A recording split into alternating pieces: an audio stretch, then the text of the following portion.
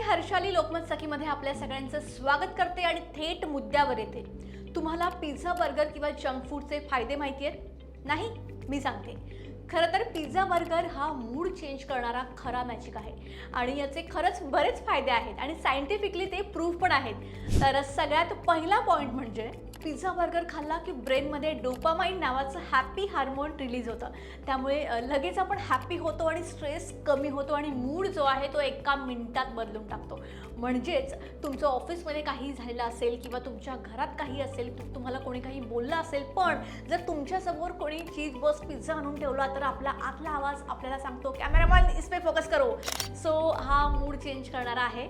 Second point म्हणजे यामुळे फक्त पोट भरत नाही तर मन सुद्धा भरतं। काही वेळासाठी सगळे विचार सगळं टेन्शन पळून जातं। जर तुम्ही म्हणजे स्ट्रेसमध्ये असताना जे हार्मोन रिलीज होतात ना त्याला डोपामाइन थोडं शांत करतं। सो हाही एक फायदा आहे। थर्ड पॉइंट म्हणजे फ्रेंड्स असू देत किंवा वीकेंडला फॅमिलीसोबत जेव्हा आपण फिरायला जातो तेव्हा आपल्याला जंक फूड सोडून इतर काहीच दिसत नाही, कारण का जंक फूड शिवाय हे सगळं इनकम्प्लीट वाटतं, बरोबर ना?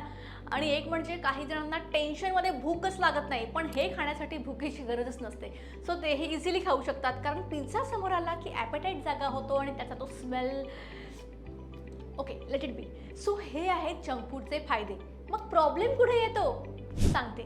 हे जे काही फायदे आहेत ना ते फक्त 10 मिनिटांचे आहेत। टेम्पररी सुखासाठी आपण बॉडीला परमनंट आजारांना फ्रीमध्ये इन्व्हिटेशन देतो।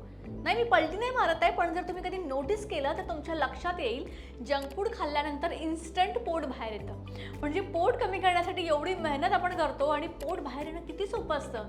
सो आणि जंक फूड खाल्ल्यानंतर जर तुम्ही ऑब्झर्व केलं तर खूप तहान लागते, खूप पाणी प्यावंसं वाटतं, कारण का ते बॉडी इझिली पचवू शकत नाही। सो तुमची बॉडी लिटरली सुजत जाते, म्हणजेच काय तर फॅट्स वाढत जातात, पफिनेस येतो फेसमध्ये।